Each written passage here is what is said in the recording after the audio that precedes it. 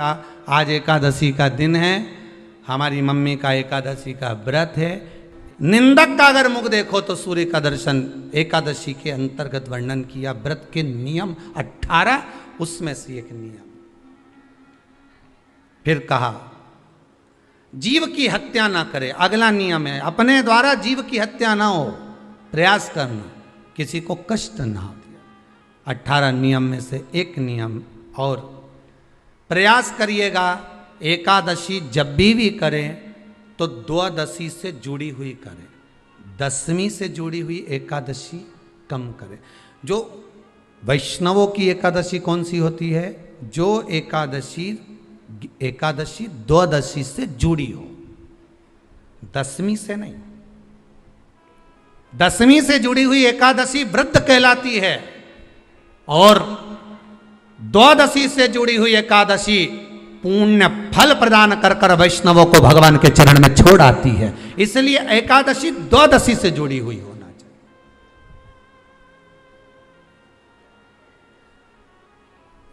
अब कई लोग क्या करते हैं, जो दशमी से जुड़ी हुई एकादशी रहती है ना, उसको करते। पर वैष्णवों की जो एकादशी मान्य है, वैष्णव धर्म की जो एकादशी होती है वो द्वादशी से जुड़ी हुई होती है, वह 12 से जुड़ी हुई होती है, द्वादशी से जुड़ी होना चाहिए महाराज। तो वो वैष्णव जो एकादशी होती है, वैष्णवों की एकादशी होती है, वो द्वादशी से जुड़ी हुई पूर्णता का सुख देने वाली होती है। हमें घटने के साथ नहीं चलना, ध्यान दीजिएगा। हमें किसके साथ चलना है? बढ़ने के साथ, क्योंकि हमको आगे बढ़ना है कि पीछे आना है। वैष्णव आगे बढ़ता है, वैष्णव का धर्म की अग्रण्य भाव में चले, इसलिए वैष्णवों की जो एकादशी होती है वो आगे की ओर जाती है, अग्रण्य भाव में बढ़ने वाली, द्वादशी की ओर प्रवेश करने वाली। अर्थात हमारे कदम उन्नति की ओर बढ़े, हमारे कदम आगे वैभव की ओर बढ़े, संपदा की ओर बढ़े और भगवान के चरणारविंद की ओर बढ़े, ना कि पीछे की ओर हटे। हम दशमी के साथ मिली हुई एकादशी ना करें, हम द्वादशी के साथ मिली हुई एकादशी।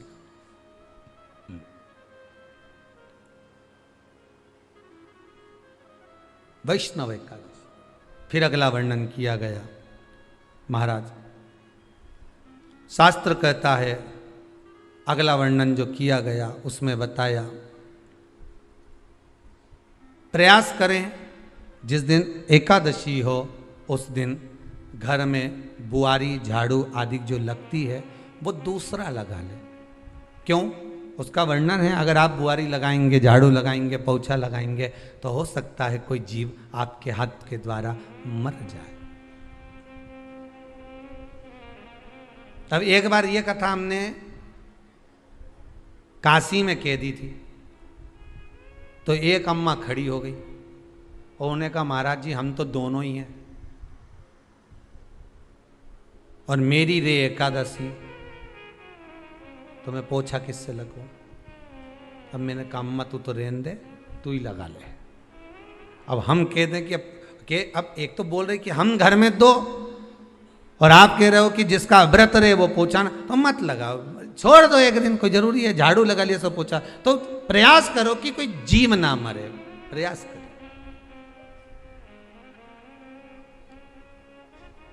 किसी जीव की हत्या ना हो।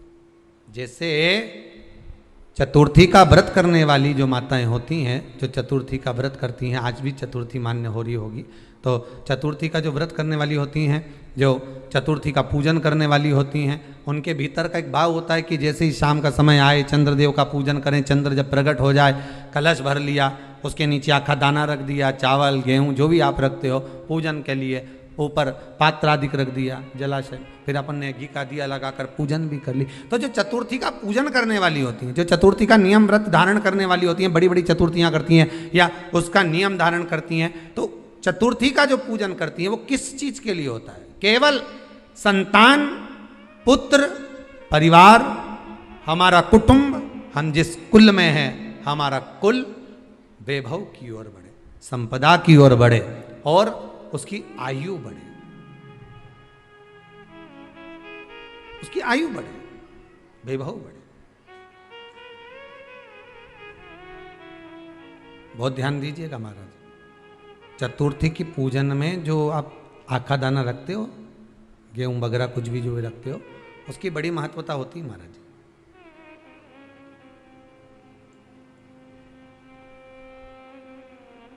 यहां तक कहा गया है। चतुर्थी की कथा तो आप लोग पढ़ते होंगे, जो लोग पढ़ते हैं उनको मालूम होगा। चतुर्थी की कथा में लिखा है, चौथ माता के व्रत में वर्णन किया गया है कि वो आखा दाना जो रखा जाता है, मान लो कोई जरूरी काम होता है तभी आखा दाना को रखा जाता है, संभाल के रखते हैं कि हम इस काम के लिए जा रहे हैं और हमारा ये कार्य सफल होना चाहिए। तो जिसने चतुर्थी का व्रत करा है, जिसने चंद्रदेव का पूजन करा, चतुर्थी का व्रत करा, वो गणेश जी से विनती करके वहां से 2-4 आखा दाना उठा ले, और जो व्यक्ति का काम अटक रहा है अपने ही घर का, पर दूसरे कुल को नहीं देना, अपने ही कुल के अंतर्गत जो काम अटक रहा है उसकी जेब में, उसके पल्लू में उस चीज़ को रख दिया जाए। तो चतुर्थी जो अगली आती है, जैसे आप महीने की करते हो तो महीने की, और आप जैसे करते हो कि 4 अलग बड़ी बड़ी चतुर्थी करते हो तो उसके अनुसार आपका कार्य सिद्ध होता ही है। उस आखे दाने का इतना महत्व होता है क्योंकि चतुर्थी का व्रत करने वाली माता जब व्रत करती है तो स्वयं चतुर्थी की कथा में लिखा हुआ है कि पार्वती जी गणेश जी से चतुर्थी की कथा बचवाती।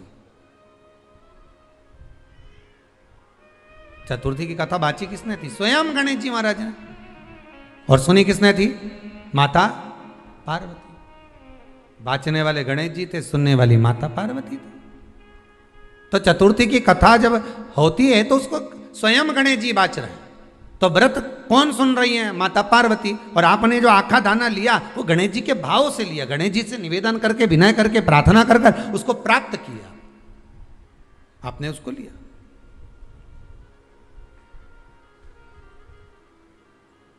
फल प्रदान कर देता है, कार्य की सिद्धता देता है। और एक और चीज ध्यान रखिएगा, जिसको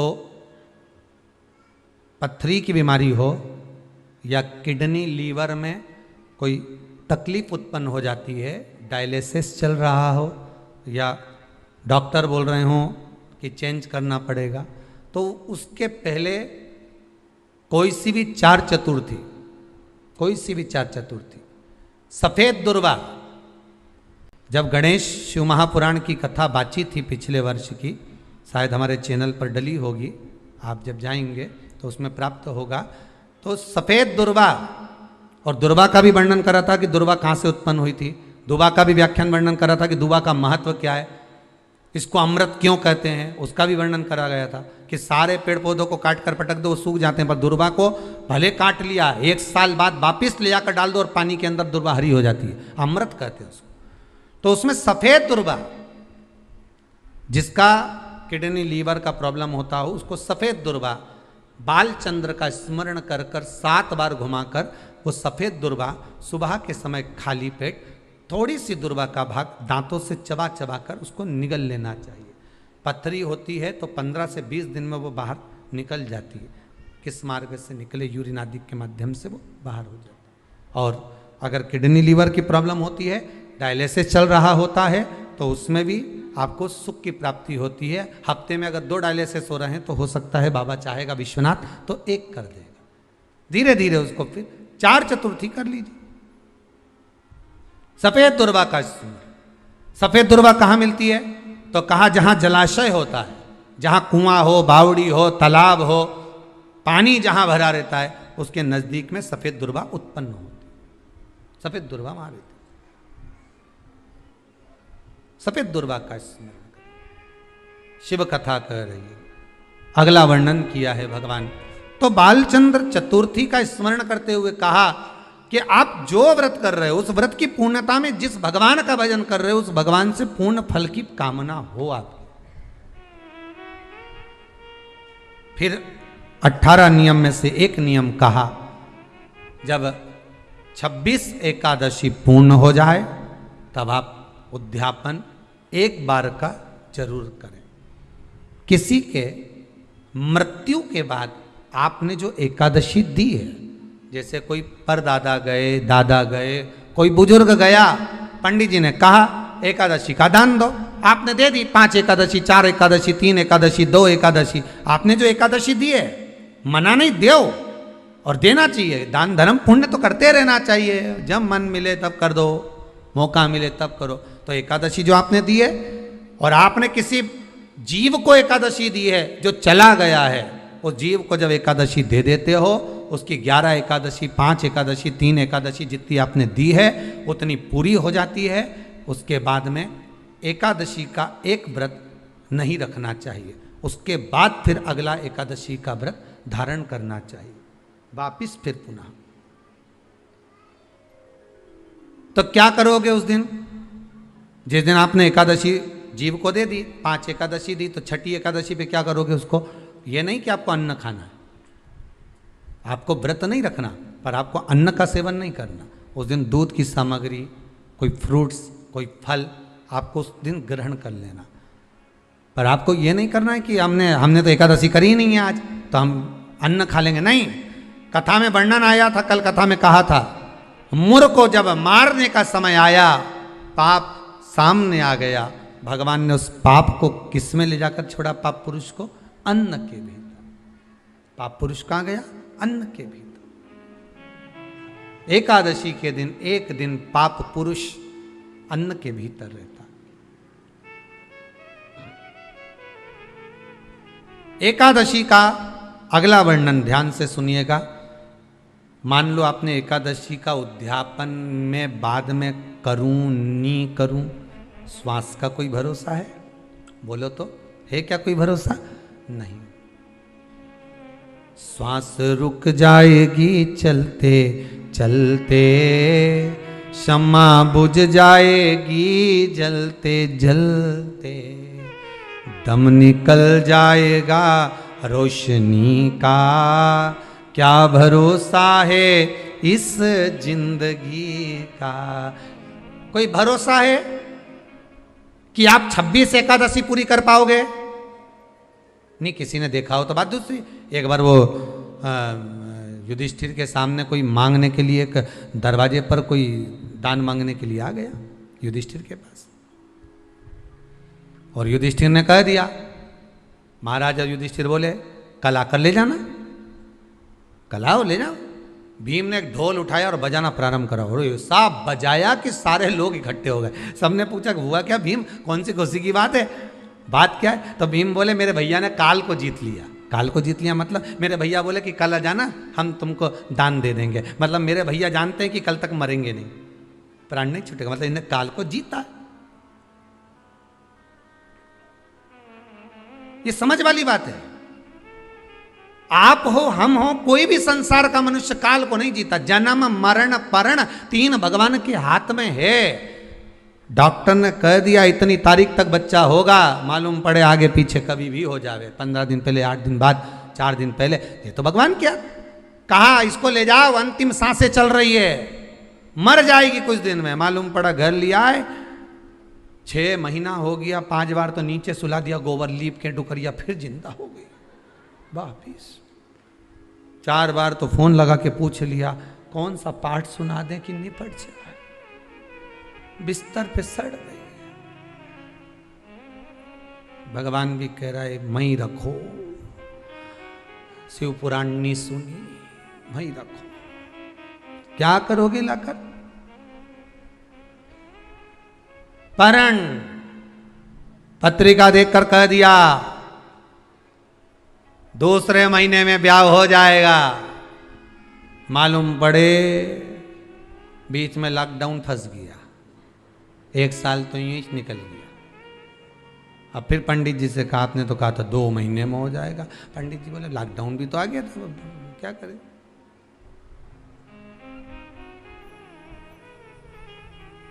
तो लॉकडाउन से क्या फर्क पड़े महाराज जी, शादी तो पक्की हो जाना थी। पंडित जी बोले जो इसके लिए बना था, हो सकता है उसको कोरोना हो गया होगा, तो भगवान भी दूसरा ढूंढ रहा है, टाइम लगेगा, अभी समय लगेगा। कोई कितना ही कह दे कि इतने समय तक विवाह हो जाएगा, शादी हो जाएगी, पर जब तक उसने बंधन नहीं लिखा तब तक बंधना मुश्किल है। जन्म मरण परण 3 शिव के हाथ है, मेरे भगवान के हाथ में।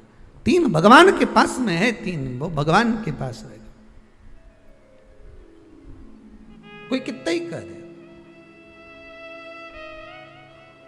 ना आपका ना हमारा, क्या भरोसा है इस जिंदगी का क्या भरोसा है, आज है कल नहीं, क्या भरोसा। तो फिर मान लो हमने 7 एकादशी का व्रत कर लिया और उद्यापन नहीं कर पाए, 26 का इंतजार कर रहे थे और उससे पहले निपट गए, तो फिर उद्यापन ऊपर करोगे? अरे बोलो तो सही, उद्यापन कहां करोगे? सारे व्रतों में केवल एक व्रत ऐसा होता है एकादशी का, जिसका उद्यापन पहली एकादशी पर भी कर सकते हो। सारे उद्यापन में केवल एक उद्यापन ऐसा होता है, सारे व्रतों में एक व्रत का उद्यापन ऐसा होता है, वो है एकादशी का। ये जरूरी नहीं कि 26 पूरी होगी तभी तुम करोगे, या तो पहली में ही कर लो या फिर 26 पूरी हो तब कर। पर उद्यापन, अगर तुमको ऐसा लगे कि हाँ मैं अभी तो जीऊंगी हो, अभी तुम्हारा बाल भी धोला नहीं हुआ, तुमको ऐसा लगे तो अभी तो मैं तो बढ़िया, तो फिर भले मत करो। पर एकादशी का नियम कह रहा है, एकादशी का यहाँ 18 नियम में से एक नियम कह रहा है कि एकादशी का उद्यापन पहली एकादशी पर भी हो सकता है, पहली पर भी कर सकते, फिर तुम्हारा मन पड़े तब। क्यों? तो पहली पर करने से क्या फल मिलेगा? तो एकादशी की नियमावली कहती है, अगर मान लो आपने पहली एकादशी पर भी उद्यापन कर लिया, इसके बाद में जितनी एकादशी करोगे वो सारी तुम्हारे खाते में जुड़ती जाएगी। मतलब बैंक में खाता खोल लो, ठीक है, खाता खोल लिया, अब जितना कमाता जाओगा उसमें डालते जाओ, जितनी कमाई करके लाओगे उसमें जमा करते जाओ। एकादशी एक बार उद्यापन पहले में भी हो गया तो बाकी का पुण्य तुम्हारे खाते में आ जाएगा, उसका पुण्य। एकादशी का उद्यापन बड़े महीने में माघ शुक्ल एकादशी के दिन, माघ का महीना हो, शुक्ल पक्ष की, जम के बोलिए, एकादशी हो, प्रयास करना कि आप उद्यापन करें, भले 5, 10, 11, 12 जितनी एकादशी हो जाए, 26 हो जाए तो ज़्यादा अच्छी है, नहीं तो आप करें तो माघ महीने की शुक्ल पक्ष की एकादशी के दिन आप उद्यापन करें, प्रयासरत करें, प्रयास करें। बड़े महीने के अंतर्गत जो उद्यापन, हाँ चतुर्मास के अंतर्गत उद्यापन नहीं होता एकादशी का, बहुत ध्यान दीजिएगा हमारा। ये जो सावन भादो कुंवर कार्तिक जो 4 महीना होते हैं भगवान के शयन करने के, इसके अंतर्गत एकादशी का उद्यापन नहीं होता, और इसके अंतर्गत उद्यापन करना भी नहीं चाहिए एकादशी हमारा। एकादशी का उद्यापन माघ महीने की शुक्ल पक्ष की एकादशी के दिन आप बहुत प्रेम से आनंद के साथ करिए महाराज। परंतु एकादशी के उद्यापन में सबसे ज़्यादा अगर कुछ जरूरी होता है तो 24 तरह का नैवेद्य जरूरी होता है। कितने तरह का? 24 तरह का नैवेद्य। अब आप कहोगे गुरुजी उद्यापन हम कर रहे हैं एकादशी का, तो उसमें तो फलहार का हमें नैवेद्य बनाना चाहिए। तो फिर ये पुराण के अंतर्गत स्कंद पुराण में ये चीज़ लिखी है कि एकादशी का जब उद्यापन करते हैं तो 24 तरह का नैवेद्य बनाकर सिद्ध करते हैं। 24 तरह का नैवेद्य जान रख लेना, हलवा बना लो, खीर बना लो, पूड़ी बना लो, सब्जी बना लो, पकौड़ा बना लो, भजिया बना लो, ऐसे 24 तरह का नैवेद्य अलग अलग चाहिए। पर लोग क्या करते हैं, खोपरा पाक बनवा लेते हैं 1-2 किलो और 24 जगह रख देते हैं। स्वीकृत नहीं है। 24 तरह का नैवेद्य रखा जाता है। महाराज एकादशी के दिन भगवान का पूजन का पूरी तैयारी कर कर मंडल आदि बनवाकर विद्वान ब्राह्मण को बुलाकर, कर्मकांडी ब्राह्मण को बुलाकर जो भगवत सेवा में एकादशी का उद्यापन कराए, उन ब्राह्मण के चरणों को नमन कर कर, प्रणाम कर कर एकादशी का पूजन करवाइए और उस मंडल की पूजन कराकर हवन द्वादशी को कराइए। एकादशी को हवन नहीं, एकादशी के उद्यापन का जो हवन होता है वो द्वादशी को,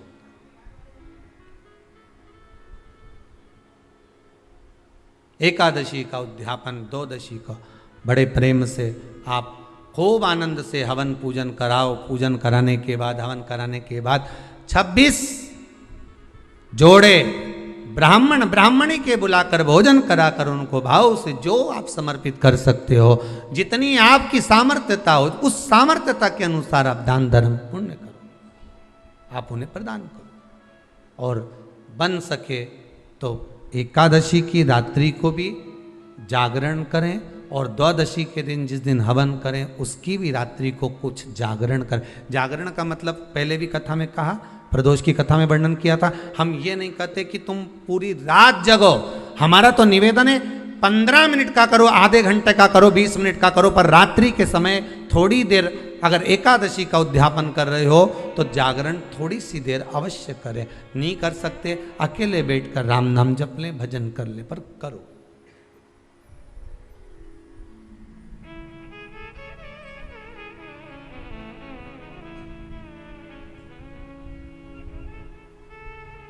भगवान का भजन करो, किसी भी रूप में करो।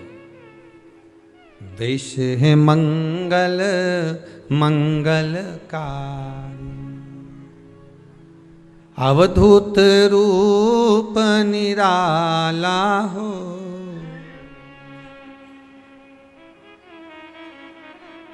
मेरा प्यारा डमरू वाला हो।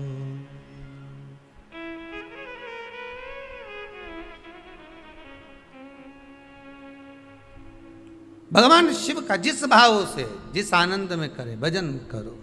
धीमा बजाओ भोलानाथ डमरू, धीमा बजाओ, धीमा बजाओ भोलानाथ डमरू, धीमा बजाओ, ओ धीमा बजाओ भोलानाथ डमरू, धीमा बजाओ, धीमा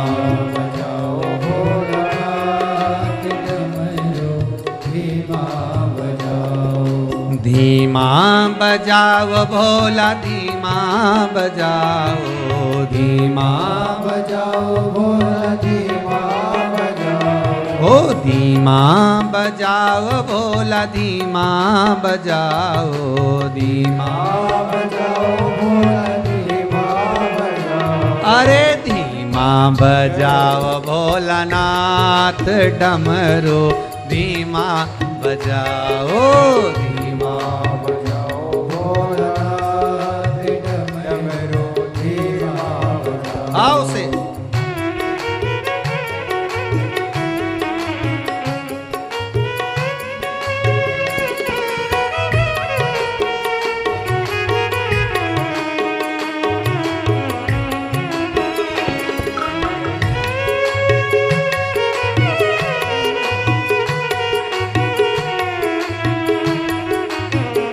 हर भोले।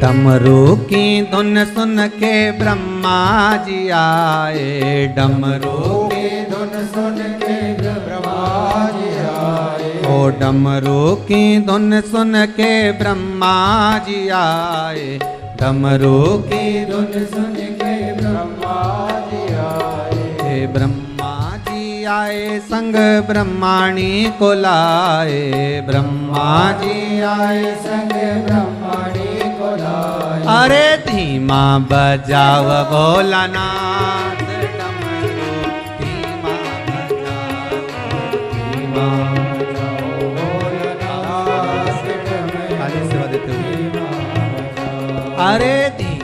बजाओ भोलानाथ डमरू धीमा बजाओ, धीमा बजाओ भोलानाथ डमरू धीमा बजाओ। बड़े भाव से, बड़े आनंद के साथ ताली सेवा देते हुए जितने भी आस्था चैनल पर कथा को श्रवण कर रहे हैं, दोनों हाथों से बड़े प्रेम से आनंद के साथ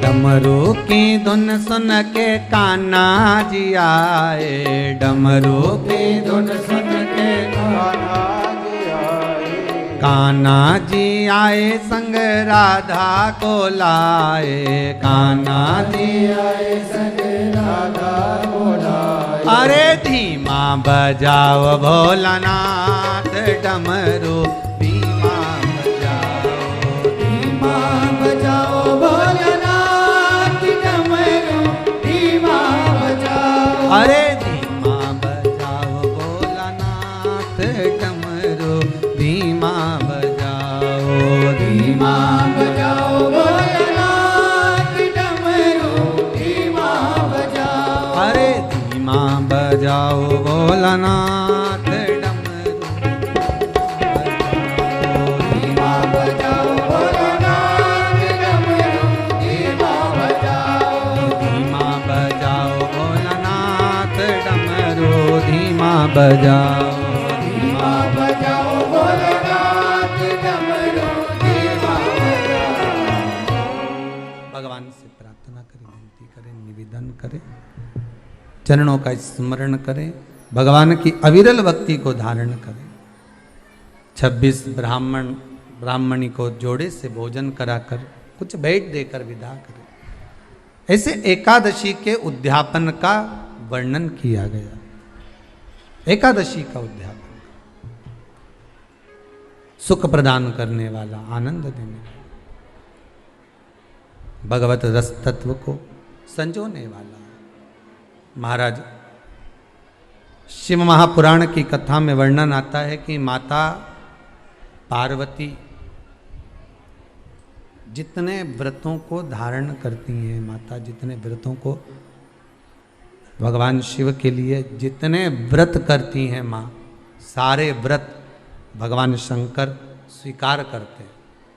एक बात हमारे जीवन में आप उतार कर रखी है कि आप सोमवार का व्रत कर रहे हैं या मंगलवार का व्रत कर रहे हैं, बुधवार, गुरुवार, शुक्रवार, शनिवार, प्रदोष, एकादशी, जो भी व्रत धारण कर रहे हैं, जो भी व्रत आप अपने जीवन में उतार रहे हैं, कर रहे हैं, प्रयास करना कोई व्रत, कोई पूजन, कोई पाठ, कोई अनुष्ठान आप अपने लिए करो, दूसरों को बर्बाद करने के लिए नहीं।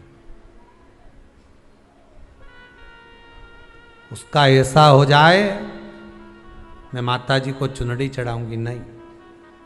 उसका ऐसा हो जाए, उसका ऐसा हो जाए, नहीं नहीं, आप अपने लिए करो ना।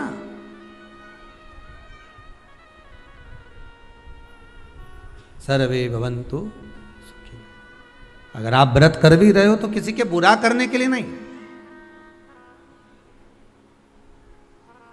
अगर किसी के यहाँ जाकर आप पूछ भी रहे हो कि महाराज हमारे कहीं चले गए और कहा कि हम दुखी हैं, और कोई कह दे कि तुम तुम्हारे पड़ोसी से दुखी हो या तुम्हारे उनसे, तो उनके लिए हमें कुछ बुरा नहीं करना। आप अपना अच्छा करवाते जाओ। कि देना हो तो दीजिए जन्म जन्म का साथ, मेरे सिर पे रख दो भोले अपने ये दोनों, और देना हो तो दीजिए जन्म। हमें दूसरे का अहित चाहिए ही नहीं। कोई कितना भी गाली दे, कितना भी अपशब्द कहे, कितना भी ताने दे, कितने भी अपशब्दों का व्याख्यान वर्णन करे, हमें नहीं बोलना। आग लगे बस्ती में अपन रहो, क्या किसको रोइए चादर तान के, अपने को नहीं बोलना। वो क्या बोल रहा है, क्या कर रहा है, क्या चाहता है, अपने को उससे मतलब नहीं कुछ भी। बोले बोले तो बोले, तुम तो मीराबाई जैसे हो जाओ कि मैं तो चली वृंदावन राणा और मेरे तो भाग जगे, राणा जी तेरे महलों में आग लगे, राणा जी तेरे महलों में आग। अरे घास फूस की कुटिया बनाऊंगी, भले कैसे भी रहूंगी पर किसी का बुरा नहीं करूंगी, घास फूस की बोल तो दो कुटिया बनाऊंगी, जामे तुलसी का रोप लगे, राणा जी तेरे महलों में। मैं तो चली वृंदावन राणा और मेरे तो भाग जगे, राणा जी तेरे महलों में आ। वो कितना ही हमें नहीं चाहिए, मतलब ही नहीं हमें किसी के महल और अटारी से।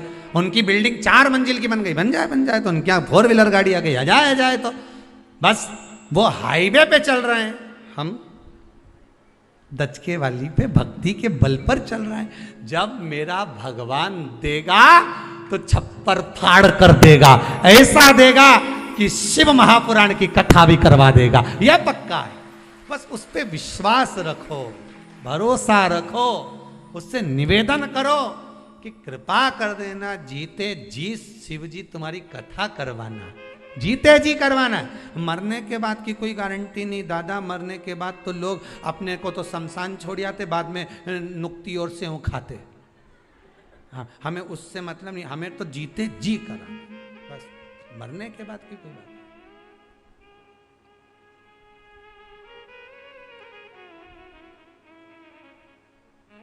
आप तो बस कृपा कर दो भोलानाथ।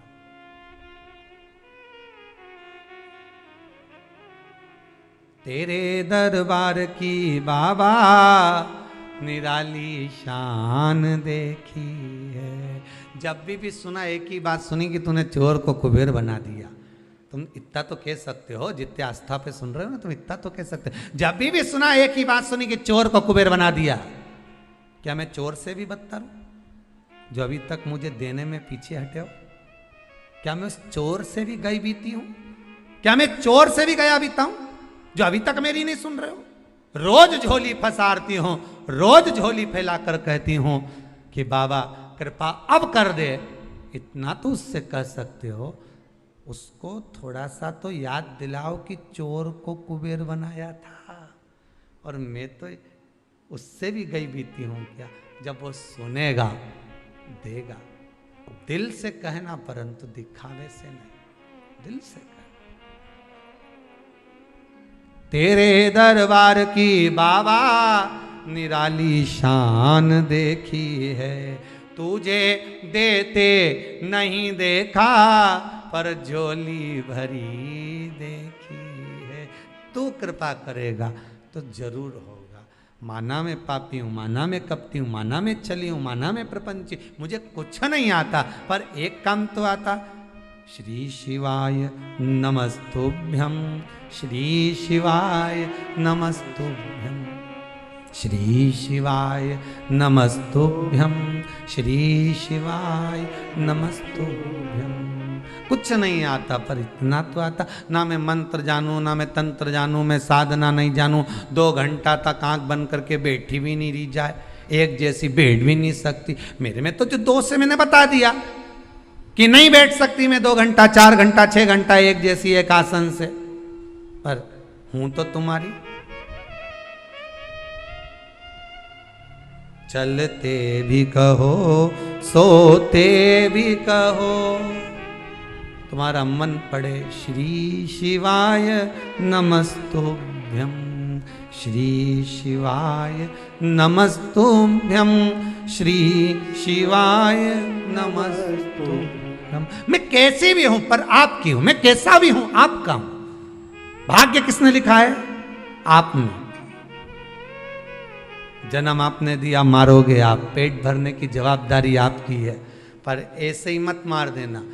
पेट भरने की जवाबदारी केवल भोजन देकर नहीं, एक बार शिव पुराण की कथा करवाना, इतना तो दे देना दातार। दुनिया जो आज मेरे ऊपर उंगली उठाती है, हंसती है, ऐसी कृपा तो एक बार कर दे, ऐसी दया तो कर दे कि जो उंगली उठाने वाले हैं उनकी भी उंगली उठे नहीं, नीचे की ओर चली। इतनी कृपा तो कर, भजन करा दे, स्मरण करा दे। तूने दिया लंकाधिपति रावण को, रावण को बाबा तूने लंका दिया है, भस्मासुर को तूने कंकण दिया है, उसी ने तेरा पीछा किया भोले बाबा, शंभू बाबा, भोले बाबा, बमा बम भोले शंकर, गले में नाग भयंकर, बमा बम भोले शंकर, गले में नाग भयंकर, बमा बम भोले शंकर, गले में नाग भयंकर, बमा बम भोले शंकर, गले में नाग भयंकर। विपदा हमारी हर लो त्रिपुरारी भोले बाबा,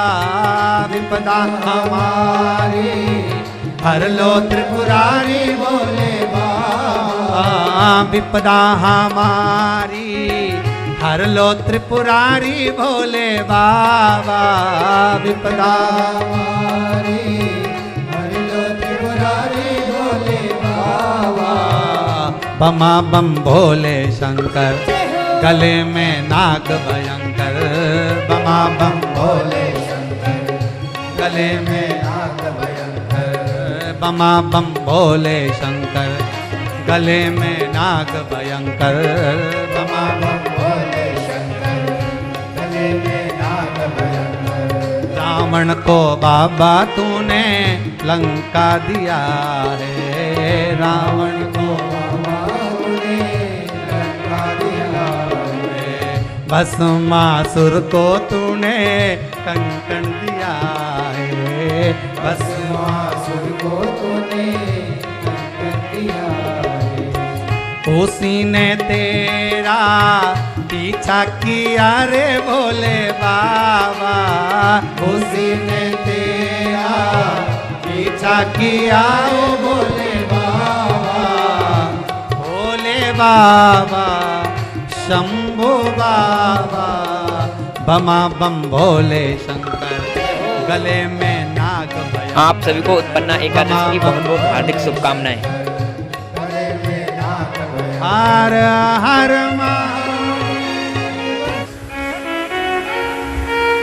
गुरुजी, मैं सुनील मिश्रा, नर्मदा नगर ग्राम जिला खंडवा का रहने वाला हूँ।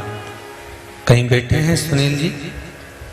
कहीं बैठे हो तो हाथ हिलाइएगा, दोनों हाथ हिला दीजिएगा। अगर सुनील, अच्छा इधर बैठे हो, ठीक है, दिख गया। हर हर महादेव, दिख गए?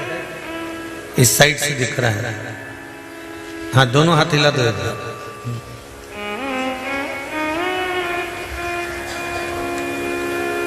तीसरा नंबर के गेट के बाहर। मैं सुनील मिश्रा, नर्मदा नगर ग्राम जिला खंडवा का रहने वाला हूँ। गुरुजी, बाबा भोलेनाथ ने मुझे और मेरे परिवार को जो दिया है उसे मैं अपने मुख से क्या बोलूं, इसलिए पूरे परिवार के साथ बाबा कुबेर भंडारी को दंडवत करने आया हूँ। आपका परिवार आया है सुनील जी? सब लोग बैठे हैं यहीं पर जी? जहाँ भी बैठे हैं उनको भी बहुत बहुत साधुवाद। पूरे परिवार के साथ आया हूँ, कुबेर भंडारी के दरबार में आया हूँ गुरुजी में। 2 साल से आपकी कथा सुन रहा हूँ।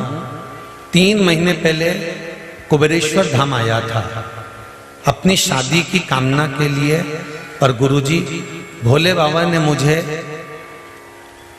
कुछ और दे दिया। गुरुजी 6/7/2022 को मेरा पूरा परिवार के साथ ऐसी दुर्घटना हुई गुरुजी, मैं खंडवा शादी से आ रहा था, मेरा पूरा परिवार मेरी गाड़ी में था गुरुजी।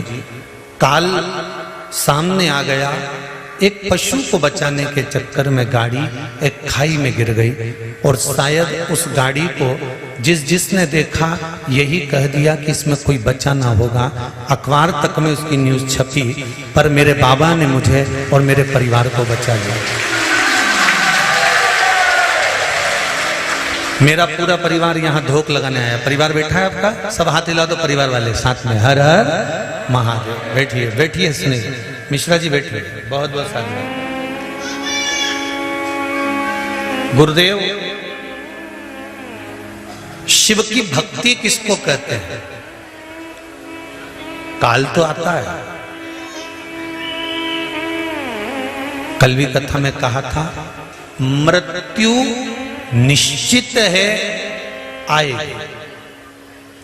कब, कहां, कैसे काल सामने आकर खड़ा हो जाए, इसका कोई समय निश्चित नहीं है।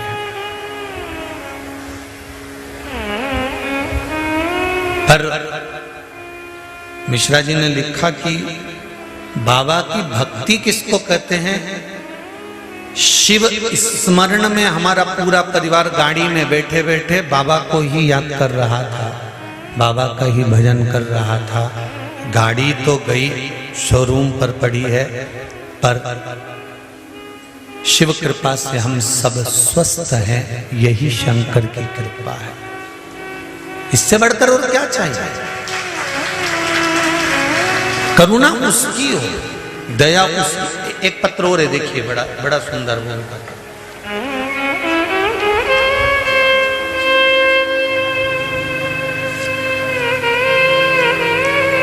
प्रेम नारायण जी सोरमबाई महेश्वरी, ग्राम भमूरा, तहसील जिला आष्टा, मध्य प्रदेश से आए हैं। कहीं बैठी हो तो हाथ हिला देना। आप ही हैं? तो उन्होंने लिखा है, गुरुदेव हमारी गाय को लकवा लग गया था, खड़ी नहीं हो पा रही थी। हमने 2-3 डॉक्टर पर इलाज करवा दिया था, फिर भी कुछ आराम नहीं हो पाया। फिर गौशाला से गौड़ी बुलवा कर उसके ऊपर खड़ा करने का प्रयास करा, पर वो खड़ी ना हो पाई। फिर मैंने उसके कानों में श्री शिवाय नमस्तुभ्यम का जाप सुबह शाम किया। फिर रुद्राक्ष का पानी पिलाना चालू किया। 2 दिन तक पानी रुद्राक्ष का पिलाती रही। 5 दीपक की कामना कुबेरेश्वर धाम में आकर लगाने की करी और बाबा की ऐसी कृपा हो गई, गाय दूसरे दिन खड़ी हो गई। ये शिव कृपा, उसकी कृपा बिना संसार में लोग कहते हैं कि शंकर क्या करता है, हम कहते हैं कि जिस दिन तुम्हारी दुख का घड़ी हो, जिस दिन तुम्हारा कष्ट का समय हो, उस दिन एकांत में बैठकर मेरे कालाधिपति महाकाल को, मेरे काशी विश्वनाथ को, मेरे कुबेरेश्वर महादेव को, मेरे बाबा देवाधिदेव महादेव को दिल से याद करना। दुख की वो घड़ी आएगी जरूर, टच होकर कब निकल जाएगी मालूम नहीं पड़ पाएगा और जीवन सार्थक हो जाएगा, ये निश्चित है। ऐसा नहीं कि नहीं आएगा। तो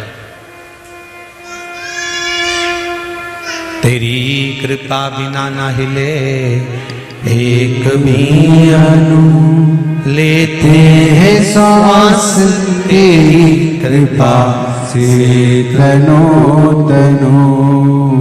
आज सुबह से कांवड़ यात्रियों का आना चालू है। आप लोग भी यहाँ पर होंगे तो सब जगह से कांवड़ यात्री आ रहे हैं, धीरे धीरे धीरे। एक छोटा बच्चा भी आया है, कहाँ बैठा हुआ ये भी कांवड़ लेकर आया है आष्टा से। आओ जरा इधर आओ, कहाँ है तुम्हारी कांवड़? जय हो, जोरदार ताली बजाओ। आष्टा से पैदल चलकर आया है बच्चा। एक बार जोरदार ताली बजाओ इस बालक के लिए।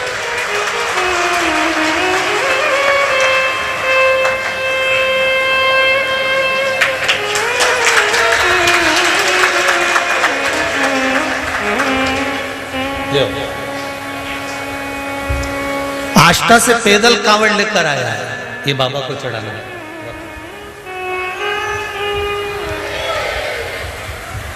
बैठ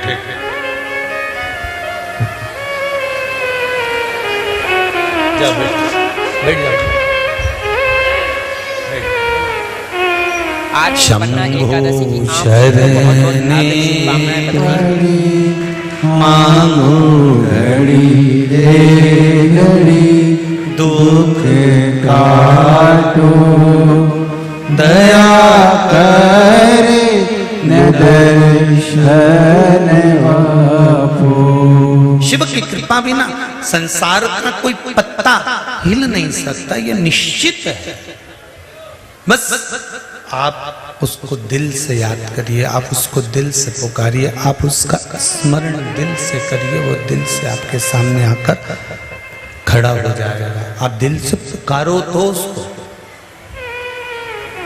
भोलेनाथ दया करना, मैं तेरे भरोसे हो, मेरे बाबा दया करना, मैं तेरे भरोसे हो। ना घर के भरोसे हो, ना परिवार के भरोसे हो, मेरे बाबा दया करना,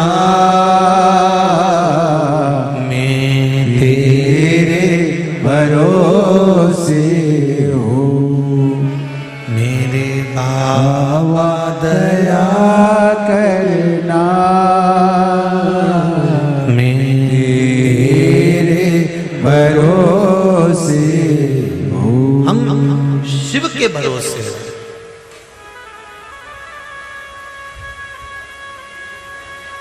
एक शिव को सबसे ज्यादा प्रिय है सत्य और निष्कपट भाव से करी गई भक्ति। चलो, बहुत दिन से आप लोग भगवान शंकर को चंदन लगा रहे हैं।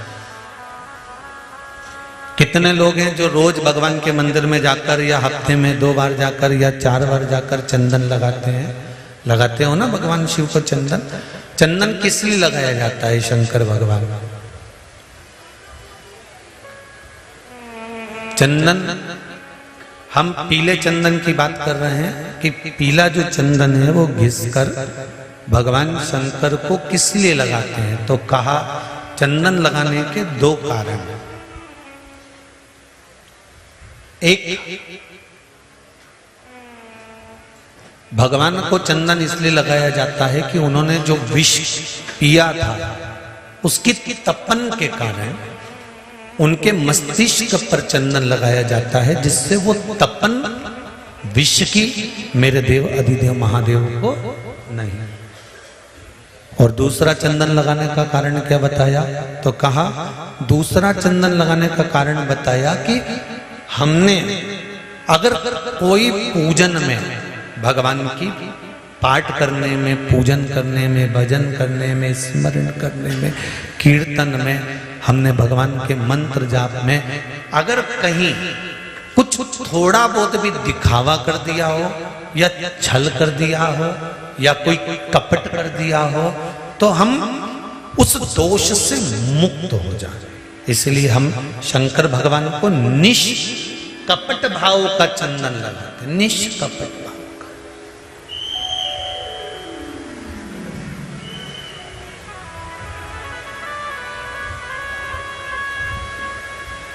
जिसमें कोई कपट ही नहीं है, उसमें कोई कपट का काम नहीं, कोई कपट नहीं, उसमें कपट का कोई तत्व ही नहीं। इसलिए शायद शिव महापुराण की कथा में बारंबार कहा जाता है, शंकर भगवान के पावन प्रसंगों में बार बार कहा जाता है, राम कथा के अंतर्गत बारंबार अपन श्रवण करते हैं कि भगवान को पाने के लिए निर्मल मन सो मोहि भावा, मोहि छल छिद्र कपट ना भावा। भगवान की कथा कहती है कि मुझे निष्कपट भावों से आपके पास में कुछ है कि नहीं है। यदि शंकर भगवान की कथा कहती है आपके पास में कोई वस्तु है तो आप भगवान को समर्पित करो, नहीं है तो छोड़ो।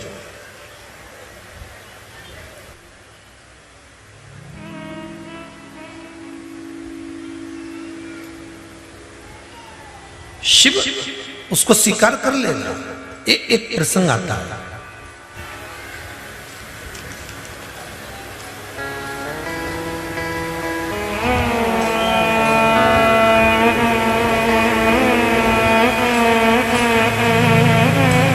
एक प्रसंग में आता है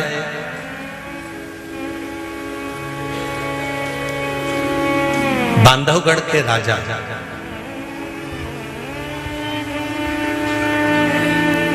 महाराजा वीर सिंह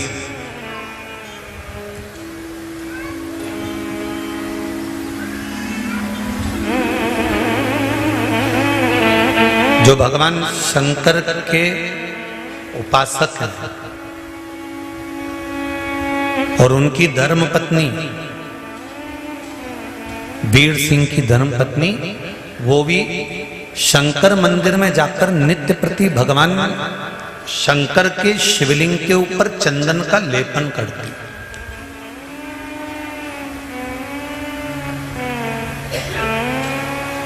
बांधवगढ़ के राजा वीर सिंह की पत्नी और वीर सिंह दोनों शिव के उपासक हैं, दोनों।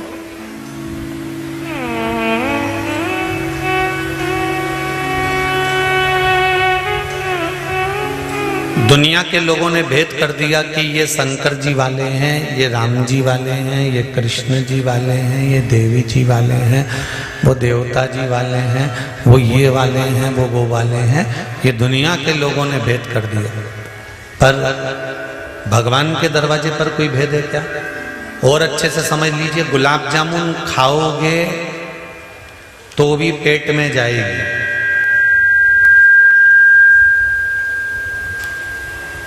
इमरती खाओगे नहीं वो कान में चली जाएगी।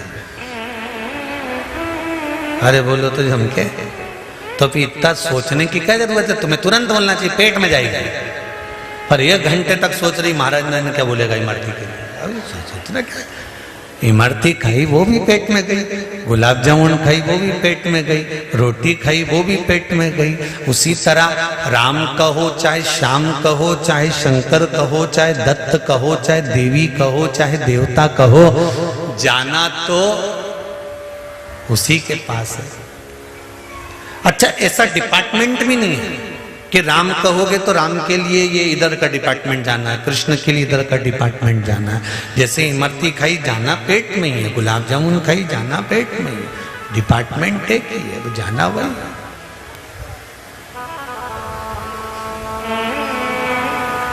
दुनिया के लोगों ने छल कर दिया, दुनिया के लोगों ने थोड़ा सा छल करा। जैसे वर्ण में दुनिया को बांटा है, वैसे दुनिया के लोगों ने धर्म को भी बांटने का प्रयास करा, भगवान को भी बांटने का प्रयास करा। पर भगवान कहते हैं कि मैं बटा नहीं हूं, मैं तो वही हूं, आज भी हूं और कल भी रहूंगा।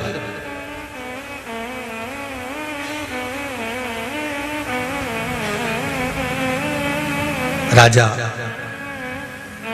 वीर सिंह की धर्मपत्नी और राजा वीर सिंह दोनों शंकर भगवान के उपासक हैं, शिव की भक्ति का स्मरण करते हैं, शंकर का गुणगान करते हैं, शंकर की भक्ति में डूबे रहते हैं, शिव भक्ति में डूबे रहते हैं। राजा था धर्मात्मा, पुण्यात्मा था।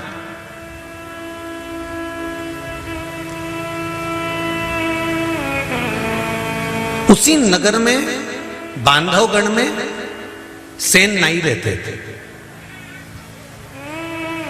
जो सेना नाई वहां निवास करते थे, खवास थे, नाई थे, और वो भगवान की भक्ति में, राम और कृष्ण की भक्ति में, दामोदर की भक्ति में, भगवान की भक्ति में डूबे रहते थे। आप देखिए जरा प्रसंग की ओर जरा स्मरण करिएगा। सेन नाई भगवान की भक्ति में डूबता है, राम और कृष्ण की भक्ति में डूबते हैं, वीर सिंह शंकर की भक्ति में डूबे रहते हैं, अपना राजपाट चलाते रहते हैं, संपूर्ण राजपाट का सुख भोगते रहते हैं। सेन नाई प्रतिदिन आता है, राजा के नख काट के जाता है, केश बना कर जाता है, दाढ़ी बना कर जाता है, शरीर की मालिश कर कर जाता है। आज राजा वीर सिंह की धर्म पत्नी गई थी शंकर जी के मंदिर में, और सेन नाई थे घर पर। घर के सामने से निकल रही थी भजन की टोली, भगवान का भजन करने वालों की टोली। आपके घर के सामने से कावड़ वालों की टोली निकलती है, आपके घर के सामने से भजन वालों की टोली निकलती है। ढोलक मंजीरे की आवाज, ढोल की आवाज जब कानों में जाती है तो तुम्हारा भी मन थोड़ा बहुत तो उमंग में भरता होगा कि कितने अच्छे लोग हैं, क्या कावड़ लेकर आए हैं, कितने आनंद में नाच रहे हैं, कितनी मस्ती में नाच रहे हैं। मेरा कुबेर भंडारी मेरी भी झोली भर देगा तो एक बार ढोल लेके मैं भी पहुंच जाऊंगी। ये मन में तो उमंग उत्पन्न होता ही है ना। कहीं ना कहीं देवाधिदेव महादेव से हम भी तो प्रार्थना करते हैं कि बाबा मेरे पर भी तो कृपा करेगा, मेरे पर भी तो करुणा करेगा, मुझ पर भी तो दया करेगा।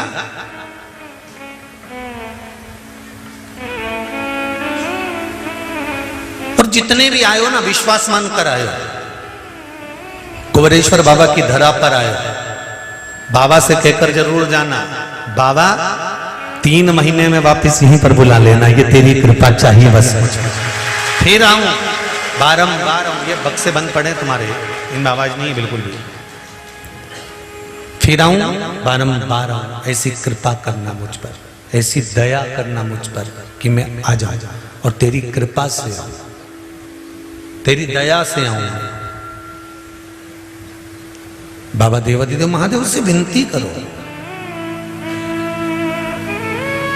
मेरे भोले दया करना, मैं तेरे भरोसे हूँ, मैं तेरे भरोसे हूँ। वीर सिंह की धर्म पत्नी भगवान शंकर की आराधना कर रही है, वीर सिंह भी शिव की आराधना में लगा रहने वाला है, और सेन नाई सत्संग में डूबने वाला, संकीर्तन में डूबने वाला, सेन नाई भगवान की अविरल भक्ति में डूबने वाला। सामने से कीर्तन मंडली जा रही थी, उसमें शामिल हो गए। प्रतिदिन समय पर राजा की मालिश करने जाते थे, राजा के केश काटने जाते थे, और बाल बनाने के लिए नाखून काटने जाते थे।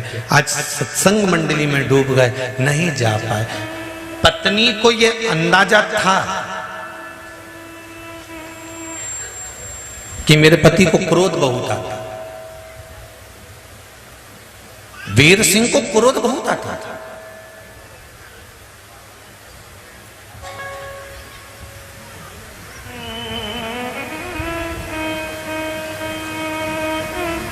जिसका पति क्रोध बहुत करता है ना, पत्नी पहले से उसके लिए सब सामान तैयार करके रख देती है। नहाने जाएंगे, ये टाविल रखा है, आएंगे ये कपड़े रखे हैं, घड़ी ये टेबल पे रखी है, सामान ये यहाँ पर रखा हुआ है। भोजन करने बैठेगा तो पत्नी सारी व्यवस्था कर देगी, ये सामान यहाँ रखा है। वीर सिंह की धर्म पत्नी शंकर जी के मंदिर पर जब गई, चंदन बाबा को मल रही थी। सेन नाई का भजन इतना प्रबल था कि वो सत्संग में लग गए और संकीर्तन में लग गए, और भगवान के भजन में ऐसे डूब गए कि आज राजा की ना तो मालिश करने गए, ना बाल काटने गए। अब शंकर भगवान तुरंत भगवान कृष्ण के पास आकर बोले कि हमारा भक्त तो लगा हमारी सेवा में, तुम्हारा भक्त लगा तुम्हारी सेवा में। अब एक काम करो, या तो मैं खवास बनूं या पंडित तुम प्रदीप खवास मिश्रा जी बनो। के भक्त चैनल को अब सब्सक्राइब दोनों में करके से कोई वीडियो एक को लाइक खवास जरूर बन जाए। कीजिए। कोई एक नाई बन जाए। भगवान कृष्ण ने कहा, शंभु, हे मेरे बाबा, हे ओगरदानी, हे भोलेनाथ, हे तरकालदर्शी, हे कैलाशी, हे अविनाशी, हे करुणा करने वाले, हे मेरे दातार, आपने पूरे संसार को बहुत कुछ दिया और मैंने कई बार आपसे प्रार्थना करी कि जैसे भगवान विष्णु रूप ले लेते हैं, 24 अवतार भगवान विष्णु ने धारण करे हैं, तो भगवान कृष्ण कहते हैं ऐसे ही कुछ अवतार आप भी धारण करो। पर भगवान शंकर कहते हैं कि भगवान विष्णु रूप बनाकर पृथ्वी पर प्रकट हो सकते हैं, जन्म ले सकते हैं। शंकर भगवान कह रहे हैं मैं तो पहले से ही पृथ्वी पर विराजमान हूं, तो मैं रूप कैसे रख सकता हूं? मैं कैसे रूप रखूं?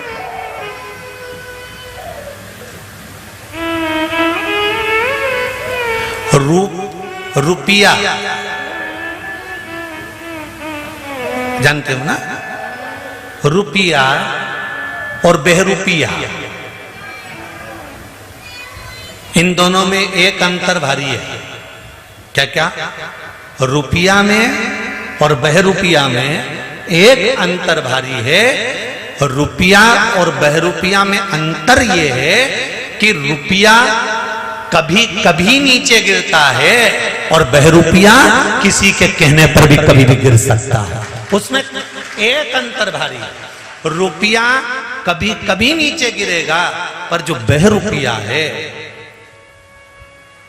ये बार बार रूप बदल कर बार बार रूप बदल कर गला पकड़ रहा है बाबू, बहुत ज्यादा।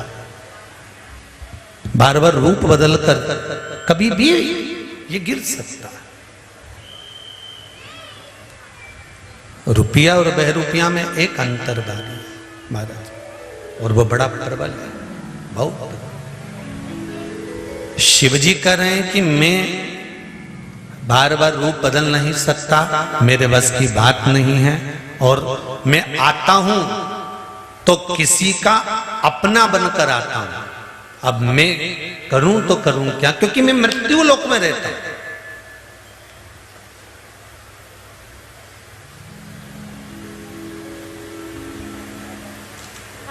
पृथ्वी पर रहने वाला व्यक्ति कितने रूप बदलेगा, कितने रूप बदल सकता।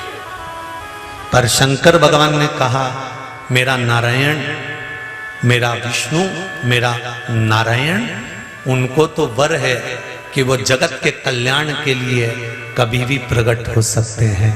आप जाओ, भगवान कृष्ण स्वयं सेन नाई का रूप रखकर गए और राजा की मालिश कर रहे हैं। जरा ध्यान देना, किसके बल पर? सेन नाई भजन कर रहे हैं, उनका काम भगवान कर रहे हैं। अब एक अंदाजा लगा कर बैठना, हम हमेशा कथा में कहते हैं कथा करवाने वाला कौन है? देवाधिदेव महादेव। कथा सुनने वाला कौन है? देवाधिदेव महादेव। कथा वाचने वाला कौन है? देवाधिदेव महादेव। तो यहाँ जितने भी लोग कथा श्रवण कर रहे हैं, आस्था चैनल पर जितने लोग कथा श्रवण कर रहे हैं, टीवी के सामने बैठकर जितने लोग कथा श्रवण कर रहे हैं, जितने मोबाइल पर कथा श्रवण कर रहे हैं, या जजमान परिवार दुबे जी या रामकिशन जी जो भी कथा करा रहे हैं, तो हम तो कहेंगे करवाने वाला भी शिव है, सुनने वाला भी शिव है और वाचने वाला भी शिव है। इसके सिवा कोई नहीं, क्योंकि आप और हमारी सामर्थ्यता ही नहीं है कि हम आगे बढ़कर कुछ कर सकें।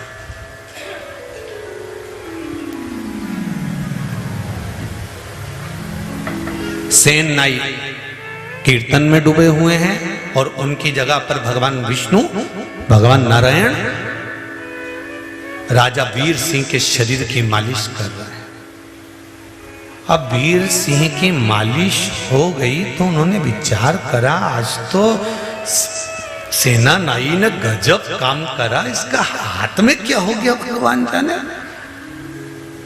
अच्छा जो काम तुम्हारा नहीं हो रहा और वो एकदम कोई आए और तुम्हारा काम हो जाए तो तुम सोच में तो पड़ जाओगे, इतने दिन से अटका था, इतनी बार मैंने प्रयास करा पर नहीं हुआ, तो एकदम कैसे हो गया, समझ में नहीं आया आखिर ये इतना जल्दी काम हुआ कैसे।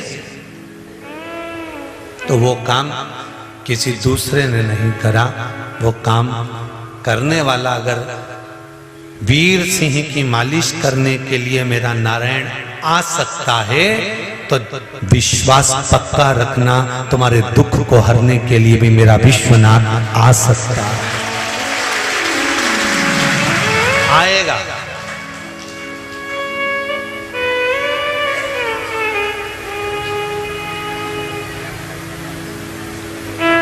सेना नहीं लगे थे, सैन नहीं लगे हुए थे भजन में और भगवान पहुंच गए वीर सिंह की। आज इनके हाथ में सब क्या हो गया, पूरे नगर में बात फैल गई और सैन नहीं को याद आया, अरे भगवान राजा की मालिश करना थी, मैं तो भूल गया। उसने पेटी उठाई चल दी, जैसे ही पहुंचे दरवाजे पर तो द्वारपालों ने कह दिया वाह वाह आज तो तुम्हें मुद्रा मिलेगी, आज तो तुम्हें खूब निछावर मिलेगी। ओहो लग गया सेनानाई को आज फांसी की सजा मिलेगी, क्योंकि मैं तो आया ही नहीं था। जो राजा के सामने पहुंचे राजा ने अपने गले की कंठी उतार कर दे दी, सेनाई गजब का तुम्हारा हाथ, आज क्या मालिश करी तुमने, पूरी थकान एक हाथ रखा और मिट गई, समझ में नहीं आया।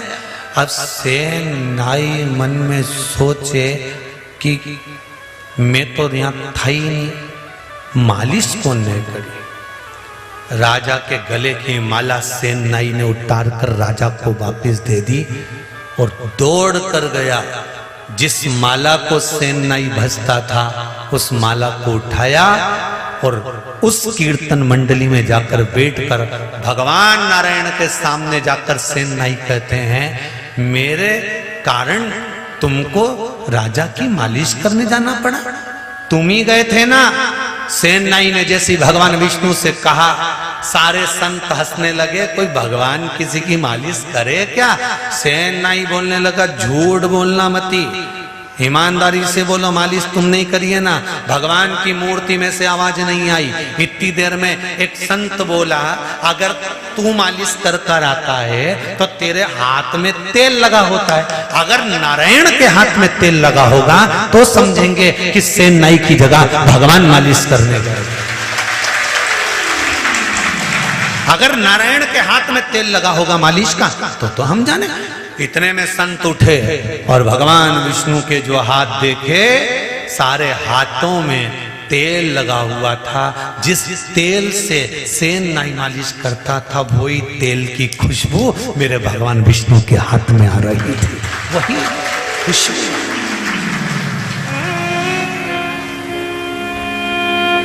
ब्राह्मण क्षत्रिय वैश्य शूद्र इसमें तो दुनिया के लोगों ने बांटा है, परमात्मा के सामने कोई नहीं बटा है। परमात्मा के सामने तो केवल एक सनातन धर्म में तुम पैदा हुए हो, सनातनी बनकर पैदा हुए हो। हमारे भारत की भूमि पर तो एक बाल बनाने वाला सेनाई भी, कटिंग करने वाला, दाढ़ी बनाने वाला एक सेनाई भी भगवान का इतना प्रिय था कि भगवान उसके लिए सेवा करने चले जाते थे। वो नाई साधारण नहीं था। हम कई बार कथा में कहते हैं जो सेन समाज के हैं, नाई समाज के हैं, जो खवास आदि में आते हैं, उनसे कहेंगे तुम्हें जिंदगी में कभी ये मत सोचना कि तुम दाढ़ी कटिंग बनाते हो, तुम जिंदगी में ये मत सोचना कि तुम लोगों की मालिश करने जाते हो। अरे तुम्हें जिंदगी में सबसे ज्यादा गौरव महसूस होना चाहिए, तुम्हें वो आनंद की अनुभूति होना चाहिए कि भगवान नारायण ने तुम्हारे लिए एक अवतार लेकर मालिश करने के लिए गए थे। जरा विचार करिए, तुम्हारे लिए तुम्हें तो और गौरव महसूस होना चाहिए, तुम्हें आनंद महसूस होना चाहिए किसके लिए परमात्मा नहीं? हाँ, एक छोटी सी एक नाधारण सी साधारण भी अगर कोई है और उसकी भक्ति में अगर बल है तो भगवान प्रकट होता है, भगवान सामने आता है। वो तो दुनिया के लोग भले कह दें कि ये जात बुरी, वो बात बुरी, ये बुरा, वो बुरा, पर मेरे भोलेनाथ के आगे, मेरे शंभू के आगे सब बराबर है। उसके लाखों दीवाने बड़े से बड़े, उसके चरणों में कंकड़ माटी से पड़े, कोई छोटा नहीं है उसके आगे, कोई छोटा नहीं, उसके आगे सब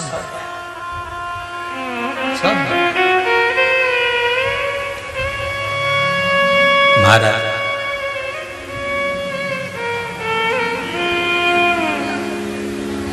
बहुत लोग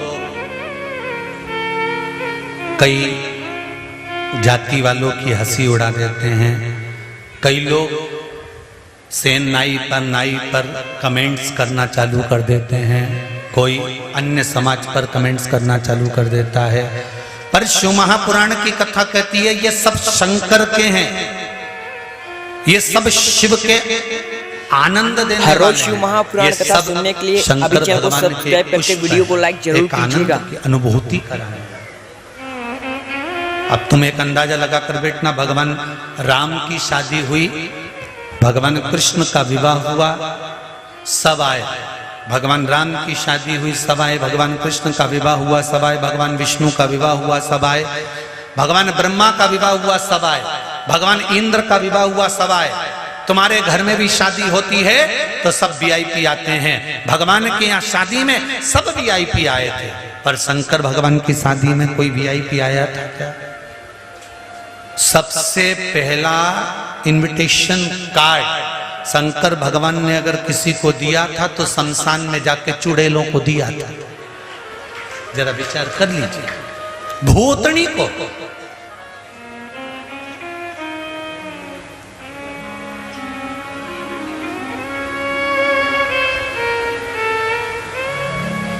गणों को, भूत प्रेत डाकनी पिशाचनी जितने सबको ले जाकर भगवान ने इन्विटेशन दिया।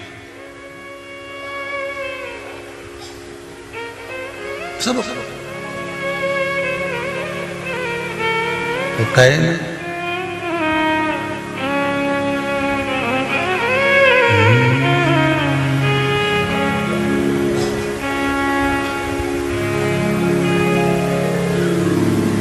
कंधे पे लेके झोली,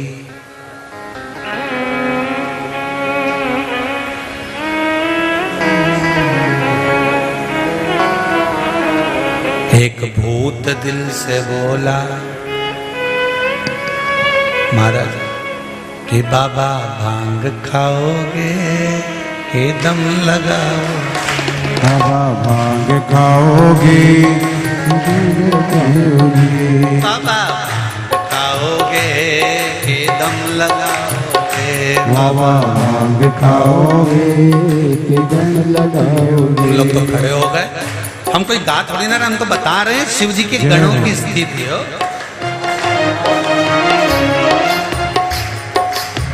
बड़े आनंद में दोनों हाथों से हर हर महादेव, जय हो।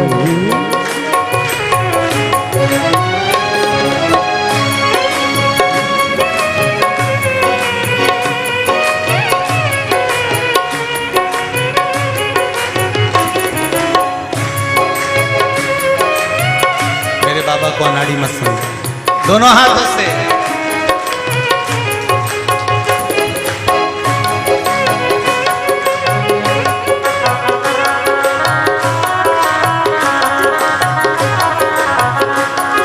मेरे भोले बाबा को अनाड़ी मत समझो, मेरे भोले बाबा को अनाड़ी मत समझो, ओ मेरे भोले बाबा को अनाड़ी मत समझो, मेरे भोले बाबा को अनाड़ी मत समझो, अनाड़ी मत समझो, अनाड़ी मत समझो, अनाड़ी मत समझो, अनाड़ी मत समझो, अनाड़ी मत समझो, अनाड़ी मत समझो, अनाड़ी मत समझो, अनाड़ी मत समझो। ओ मेरे भोले बाबा को,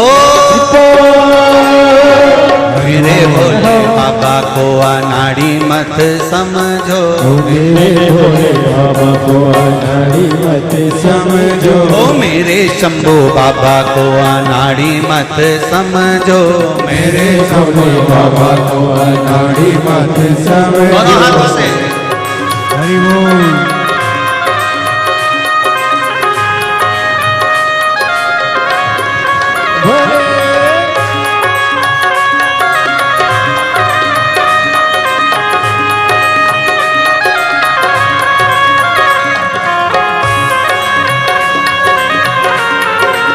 हरि बोल।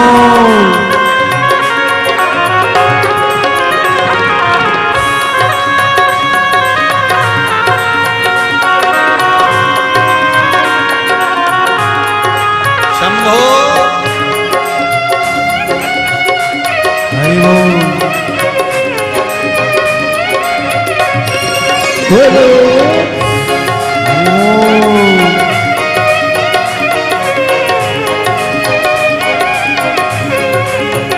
जय हो।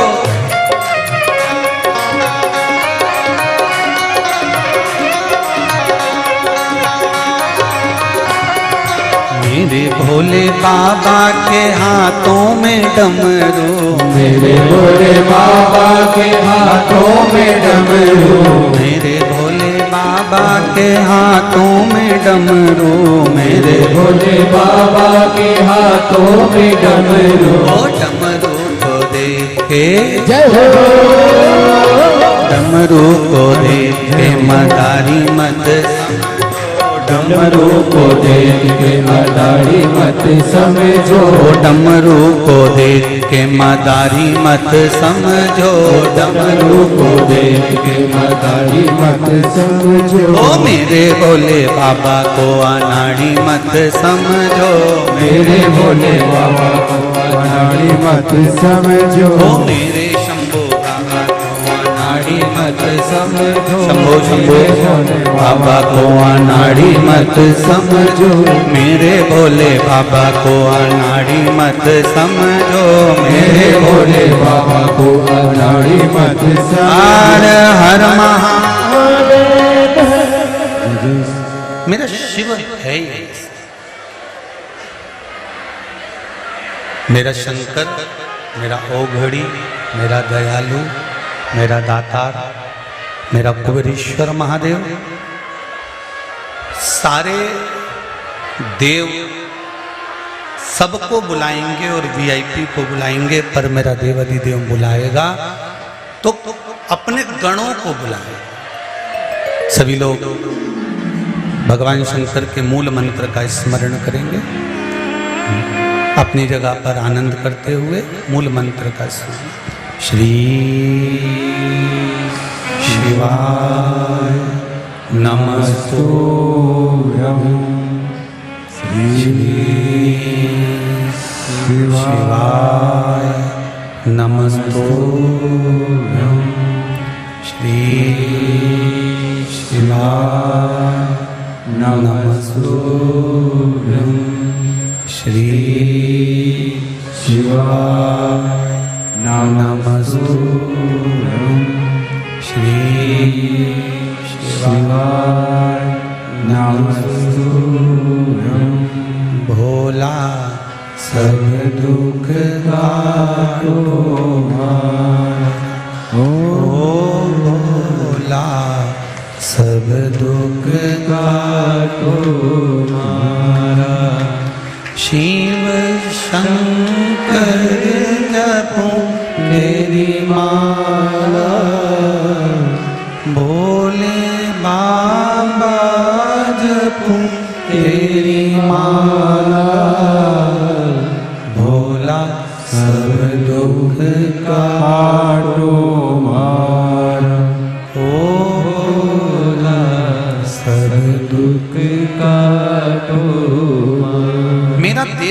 अधिदेव महादेव बहुत वीआईपियों को नहीं बुलाता। मेरा देव अधिदेव महादेव, मेरा शंभु, मेरा त्रिकालदर्शी, मेरा कैलाशी, मेरा अविनाशी, तो अपने गणों को बुलाया। भगवान की निगाह में कभी नहीं होता कि ये बड़ा है कि ये छोटा है।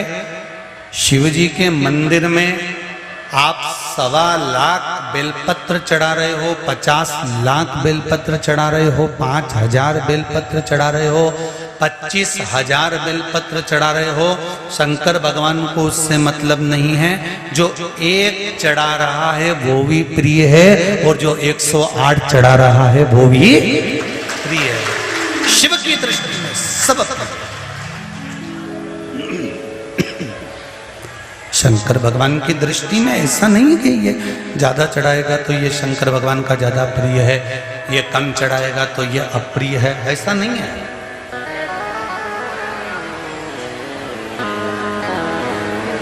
उसके चरणों में जाकर बस केवल निवेदन कर देने पर भी सुख का अनुभव हो जाता है, आनंद का अनुभव हो जाता है, और जीवन के कई दुख तकलीफ अपने आप मिट जाते हैं। थोड़ा भी चढ़ाया तो भी बहुत। इसलिए आप लोगों को बार बार कहते हैं, एक लोटा जल सारी समस्या का हल। ज्यादा नहीं मिले तो एक बेलपत्र चढ़ा दो। बहुत जरूरी नहीं है कि तुम थैली भर कर ला।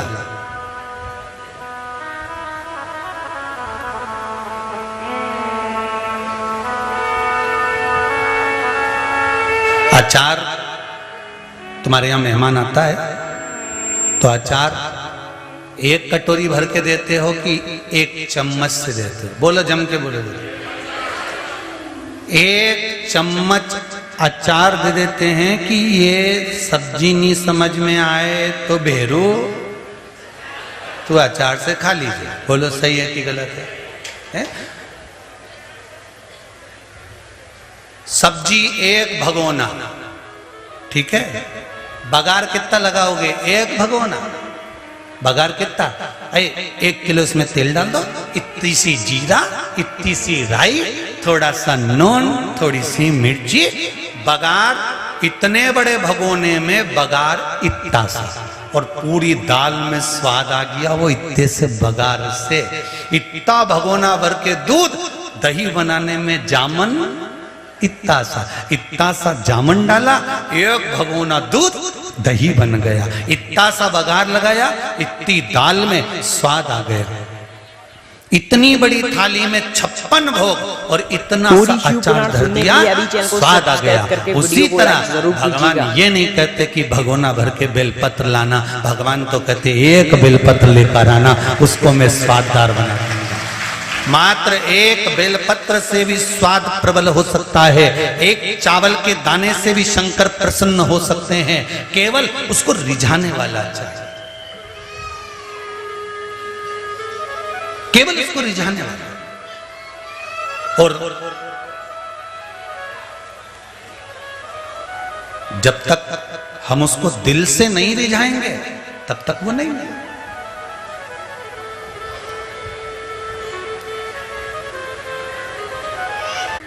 पर सोना कितना भी कीमती हो जाए, उसमें सुगंध आएगी क्या? नहीं। वो भले 50,000 रुपये तोला हो जाए, चाहे 40,000 रुपये तोला हो जाए, चाहे 1,000 रुपये जितना लाखों में हो जाए, उसकी कीमत जरूर है, पर उसमें सुगंध नहीं है। फूल की कीमत नहीं होती पर उसमें सुगंध होती है। उसी तरह तुम डॉक्टर बन जाओ, पढ़ लिख कर इंजीनियर बन जाओ, कलेक्टर बन जाओ, एसपी बन जाओ, तुम्हारी मर्जी, पड़े बड़े से बड़े पद पर, सीए, कलेक्टर, एसपी, डीएसपी, जिस पद पर बैठना है तुम्हें उस पद पर बैठ जाओ। तुम पढ़ाई कर कर कीमती तो बन सकते हो, सोने जैसे कीमत वाले भी हो सकते हो, पर जब तक तुम्हें अपने परिवार के संस्कार नहीं होंगे तब तक तुम्हारी कीमत किसी काम नहीं। संस्कार की सुगंध होना चाहिए।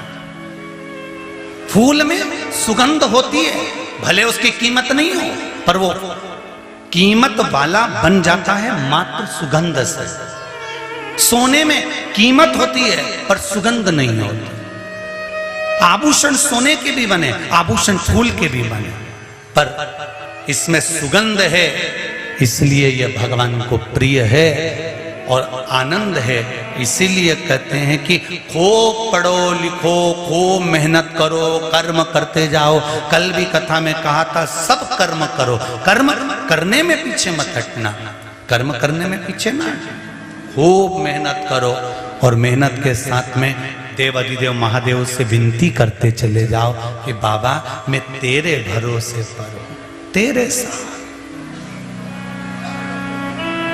तेरे भरोसे के बिना कुछ नहीं। जिस बेटी का गुणगान करा था आपको कि एक बेटी वेंटिलेटर पे रहकर शिव महापुराण की कथा सुनकर मस्तिष्क में चेतना आई थी, आज वो बेटी कुबेरेश्वर धाम को धोख लगाने आई है। मैं निवेदन करूंगा वो बेटी धीरे से आराम से लाओ। वो बेटी आज कुबेरेश्वर धाम पहुंची है, जोरदार ताली बजाओ। जो वेंटिलेटर पर थी, शंकर की कथा सुनकर दिमाग की चेतना आई और चेतना आकर घर गई, और घर से वो बेटी भूमि चौहान कोपरगांव महाराष्ट्र से आज बाबा देवाधिदेव महादेव को धोख लगाने आई है। बहुत बहुत साधुवाद।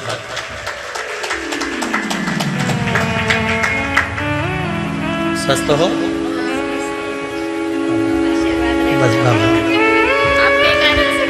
सब बाबा के कारण, हमारा कारण नहीं है। अब तो एक माइक दो ना, जरा सा माइक दो। वेंटिलेटर पर हेडफोन लगाकर कथा सुनाई और डॉक्टर भी आश्चर्य में पड़ गए कि इसका दिमाग कैसे काम करने लगा। जो कोमा में पहुंच गई थी, उस बेटी का दिमाग काम कर जाना। माता को दो। डॉक्टर ने बोला था वो एक फुफ्फुस बंद बढ़ गया, उसका इलाज हो नहीं सकता, लेकिन हमने बाबा का बेलपत्र वेंटिलेटर पर ही लगाया और पानी पिला नहीं सकते तो उसके आंख पे छिड़काव किया और दूसरे दिन उसको कथा सुनाई कान को हेडफोन लगा के, तो उसने तुरंत आँखें खोली। हमको बहुत आनंद हुआ। शिव कृपा, शिव कृपा ही ऐसी होती जीवन का। मैं तेरे भरोसे हूँ, मेरे बाबा दया करना, मैं तेरे भरोसे हूँ। मात्र उसका स्मरण कर लेना। अब जरा विचार करो कि वेंटिलेटर पर पड़ा हुआ व्यक्ति और हेडफोन लगा देना और उसकी श्रवण शक्ति में जो कोमा में पड़ा है और उसकी चित्तवृत्ति में भगवान वापिस चेतना दे देना। कोई दूसरा नहीं आता करने वाला, कोई नहीं। फिर कहेंगे एक डॉक्टर और है, वो देव अधिदेव महादेव, वो शिव बैठा है सम्मुख में।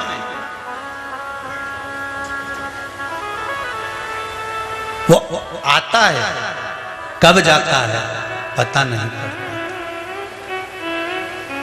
हम तो इस व्यासपीठ से रोज आपको मना करते हैं कि अभी निर्माण कार्य प्रारंभ है, चल रहा है, यहाँ व्यवस्था इतनी नहीं है, तो भी तुम लोग आते हो। तो ये सियोर वाले प्रदीप जी मिश्रा के भरोसे पर नहीं आते। तुम अगर आते हो तो मेरे कुबेर भंडारी के भरोसे पर आते हो, उसको धोख लगाने के लिए, उसको प्रणाम करने के लिए, उसको नमन करने के लिए। सामर्थ्यता हमारी नहीं है,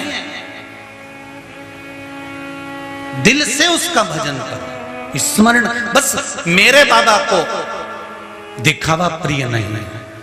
आपने पूरे कुबेरेश्वर धाम में घूमकर देखना, कहीं दिखावा नहीं मिलेगा तुमको। जैसा यहां से बोलते हैं वैसा की वैसे आपको वहां मिलेगा। खिचड़ी प्रसाद मिलेगा, दर्शन नहीं है, मूर्ति कंकर शंकर है, जो है सामने।